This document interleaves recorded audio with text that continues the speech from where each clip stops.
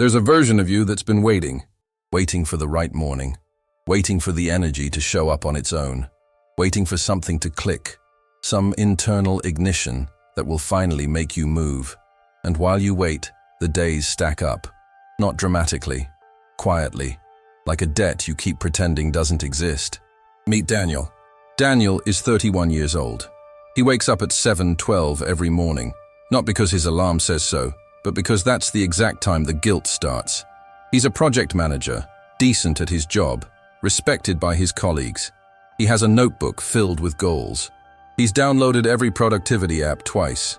He talks about the business he's going to build with the kind of precision that sounds like planning, but functions like procrastination.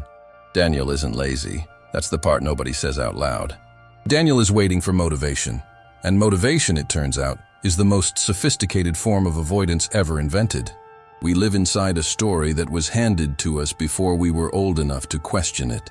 The story goes like this. Inspired people do great things. You'll feel the call. You'll wake up one morning and something will have shifted. The fog will lift. The fire will ignite. And then, you'll build the life you've been drawing in your head since you were 22.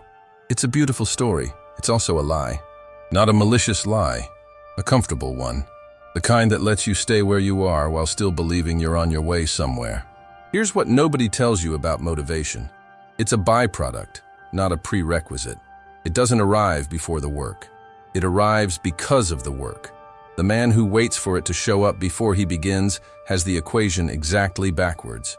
He's standing outside a fireplace saying, "Give me heat, and then I'll add wood." William James, the father of American psychology, understood this more than a century ago. He called it the act-as-if principle. The feeling follows the behavior, not the other way around. You don't get motivated, and then move. You move, and the motion creates the momentum that people from the outside call motivation. Daniel read about this once. He even took notes. There is a specific kind of man I want to talk to right now. Not the man who has given up, not the man who has surrendered to his circumstances and made peace with smallness. That man has his own journey. I'm talking to the man who has not given up, but who has been indefinitely postponing. The man who still has the fire, but keeps it locked in a container marked when the time is right. The man who is, in almost every way, capable, and who uses that capability as a reason to wait.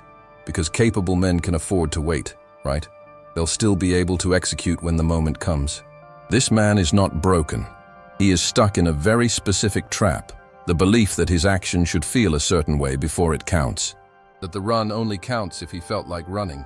That the work session only matters if he was fully present and energized. That the conversation he needs to have will land better when he's in the right headspace. And so, he keeps waiting for the conditions to align. He doesn't realize that the conditions are created by the action, not the other way around. Let me be honest about something. I've stood exactly where you're standing. Not in the abstract way people say that to make you feel seen. Literally. I have looked at the version of my day that I planned the night before, that clean, optimistic architecture of ours, and felt nothing but a specific kind of fatigue at the thought of touching any of it. Not laziness, not fear exactly.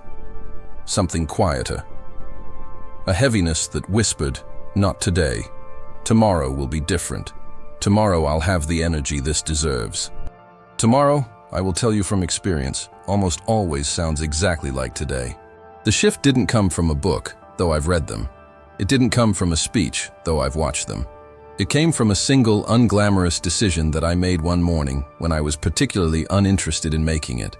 I started anyway. Not with fire, not with certainty, with a kind of grim, almost bored commitment to just doing the first thing. Not all the things, just the first one. And something happened. Something that is so neurologically predictable that it almost feels like cheating once you understand it. The action changed the state. The state didn't need to change for the action to begin. The action changed the state. Viktor Frankl, writing from inside a Nazi concentration camp, which is, by any measure, the most hostile possible environment for meaning-making, arrived at a conclusion that should permanently alter the way you think about agency. He said that between stimulus and response there is a space, and in that space lies your freedom and your power to choose your response. Not your motivation, not your mood, not the alignment of your circumstances. Your choice. The man who builds something real, the man who constructs a life instead of watching one pass by, understands this space. He lives in it. He doesn't wait for the stimulus to be favorable. He doesn't require the conditions to be right. He chooses his response regardless of the emotional weather. This is not about suppressing emotion. This is not the toxic masculinity performance of pretending you feel nothing. This is something far more sophisticated. It's the recognition that your feelings are data, not directions. Your tiredness is data. Your doubt is data. Your "I don't feel like it today" is data. You can acknowledge all of it, fully, honestly, and still choose your next action.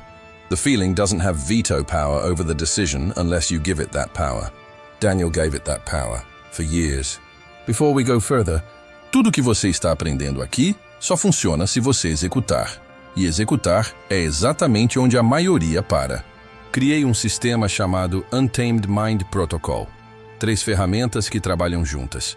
Um e-book que explica o porquê, um painel interativo que organiza o seu dia e um áudio de reprogramação que age onde o conhecimento não chega. Link na descrição. Agora voltando ao conteúdo. Here's the architecture of the man who doesn't wait. It's not complicated, but it's precise. First, he has a structure that exists independent of his mood. Not a rigid, punishing schedule, but a framework, a sequence. He knows what the first action of his morning is before he goes to sleep. He doesn't make that decision when he's tired and just woken up, and the resistance is highest. He made it the night before, when he had clarity. And he treats that decision as non-negotiable, not because he's disciplined in some supernatural way, but because he understands that negotiation with his morning self is a fight he will lose every single time. The structure doesn't require him to feel a certain way. The structure is the feeling's replacement. When the feeling isn't there, the structure is. Second, he has reframed the meaning of discomfort. This is subtle, but important.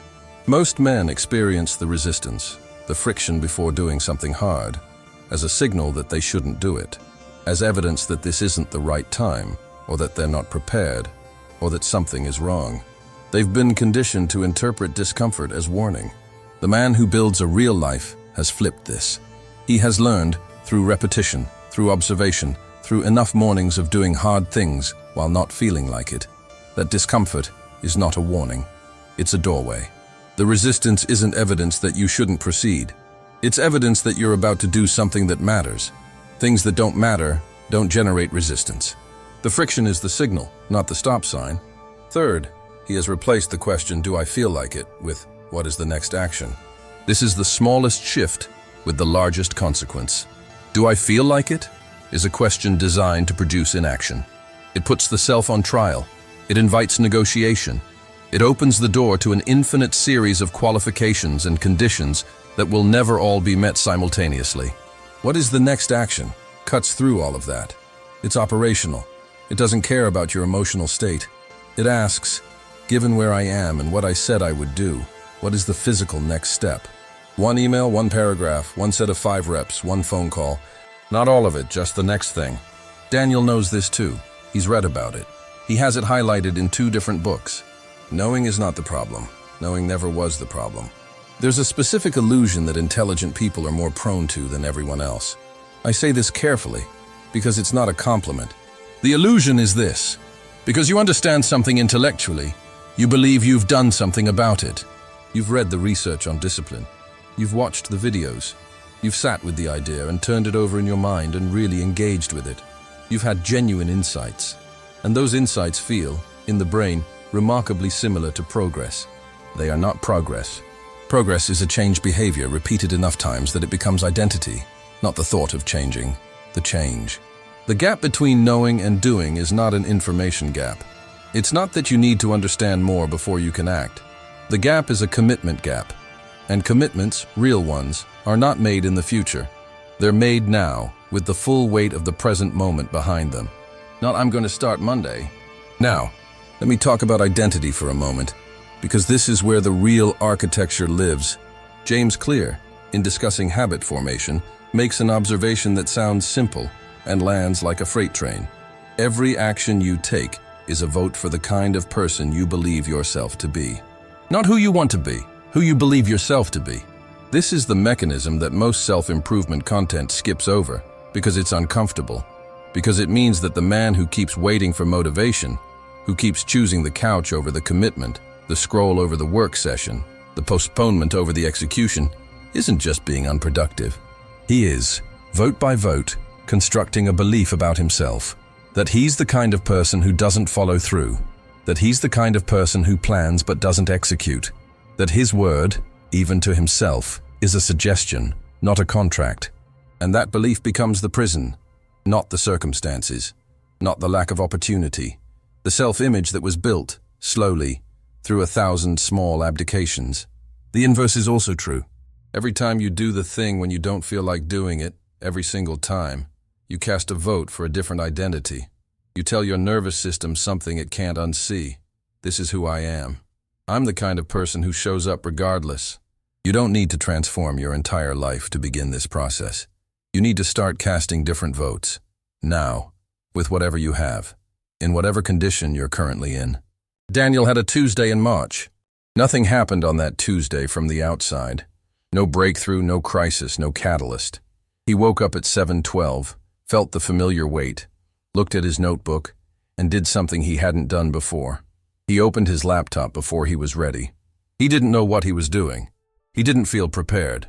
The business plan he'd been almost ready to start for 14 months sat in a folder, and he opened it, and he read 2 paragraphs, and he added 3 sentences. 3 sentences. They weren't good sentences. They weren't the sentences of a man who'd found his fire. They were the sentences of a man who was slightly tired and slightly uncertain and moving anyway. He closed the laptop 40 minutes later and went to work. He did the same thing Wednesday and Thursday. The sentences got longer. The plan got clearer. Not because inspiration arrived. It didn't, not in the dramatic form he'd been waiting for, but because action creates clarity in a way that planning never does. The map only becomes accurate once you start walking the territory. By May, the plan was real. By September, he'd taken his first client. Not because he finally felt ready, because he finally stopped waiting to feel ready. I want to address the man who is reading this and thinking, I've tried this. I've pushed through resistance before. I've had my Tuesdays, and I still end up back here, in the same place, having the same conversation with myself. This is not a failure of willpower. This is a structural problem. Willpower is a resource that depletes. If you are relying on willpower to override your default behaviors every single day, you will fail, not because you're weak, but because that is how the human nervous system works. You cannot sustain daily resistance through force alone. What you can do is change the default. This is what habit architecture is actually about, not discipline as punishment, not forcing yourself through friction every morning like some kind of psychological self-flagellation, but redesigning your environment and your routines so that the right action is the path of least resistance. Make the hard thing easier to start. Make the avoidance behavior harder to access.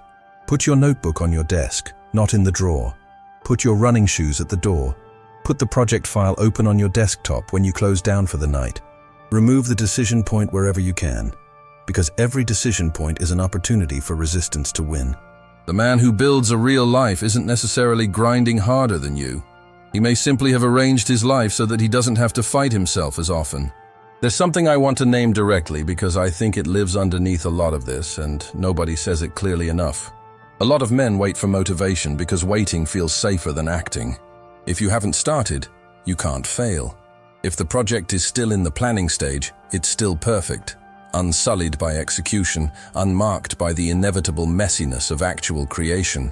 If you're waiting for the right time, the right energy, the right conditions, you are protected from the verdict. This is not laziness. This is fear wearing the costume of perfectionism. The man who says, "I'll start when I'm ready," is often the man who is afraid of what it will mean if he starts and it doesn't work. Because not starting is, in its own strange way, a form of control. You can't be rejected by a door you never walked through. But here's what that choice costs you. It costs you the version of yourself that exists on the other side of the attempt. The man you would become through the doing, regardless of the outcome, is unavailable to you as long as you're waiting. And that man, the one forged in the process rather than the planning, is the one you actually want to be. The outcome was never the point. The outcome is just evidence of the process. The man is the point, and the man only gets built in one place, in the action, in the mess of it, in the Tuesday morning when nothing is aligned and you open the laptop anyway. Nietzsche wrote about what he called the will to power, and it's been misunderstood so completely that I want to reclaim it here. He wasn't talking about domination.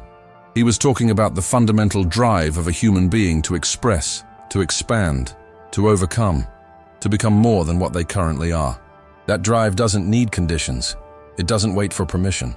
It is the most fundamental force in a person who is fully alive. But it can be suppressed. It can be buried under comfort and habit, and the slow accumulation of small surrenders. It can become so quiet that you forget it's there. You feel it sometimes, late at night, when you're honest with yourself, in the quiet after a day that didn't mean anything, in the strange grief of watching another month end without the things you said would happen having happened. That's not weakness. That's the will to power trying to remind you it still exists. The question is not whether you have it. The question is whether you're going to let it move you. Here's where I'll leave you. Not with a framework, not with a 10-step system, with one question that I want you to sit with, not abstractly, but specifically aimed at the exact thing you've been postponing. What is the first physical action you could take in the next 24 hours that would move that thing forward? Not a plan, not a strategy session, not a conversation about it with someone who will agree with your hesitation. A physical action, something that, if done, changes the state of reality in a measurable way. Write it down, not later, now. And then, before you finished congratulating yourself for writing it down, before you found a reason why tomorrow would be slightly better, do it. Daniel did it in March. Not because he was ready, not because he had finally figured something out, because he was tired of the gap between who he was and who he was capable of being. That tiredness, when it stops being background noise and starts being unbearable, that's not a problem. That's the fuel. The community of Untamed Mind is built from exactly those men, the ones who recognized the gap and decided on some unremarkable Tuesday to stop treating it as a permanent address. Você chegou até aqui. Isso já diz muita coisa sobre você. A maioria das pessoas abre um vídeo sobre disciplina e fecha na metade. Você ficou. Você ouviu. Você está procurando algo real. Então eu quero te mostrar algo que criei especificamente para quem está nesse ponto, que sabe o que quer, mas ainda sente que o dia termina sem que as coisas mais importantes tenham sido feitas. É o Untamed Mind Protocol. 3 ferramentas em um sistema só. O e-book te explica por que sua mente sabota antes mesmo de você perceber e o que fazer de diferente. O painel de performance abre direto no seu navegador, sem app, sem login. Você define sua intenção, suas 3 prioridades, usa o timer de foco, marca os hábitos, faz a reflexão noturna. Tudo em um lugar, funcionando offline. O áudio de reprogramação tem 20 minutos. Ouça de manhã ou antes de dormir.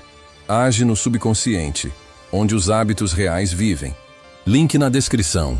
Se você assistiu até aqui, esse protocolo é para você.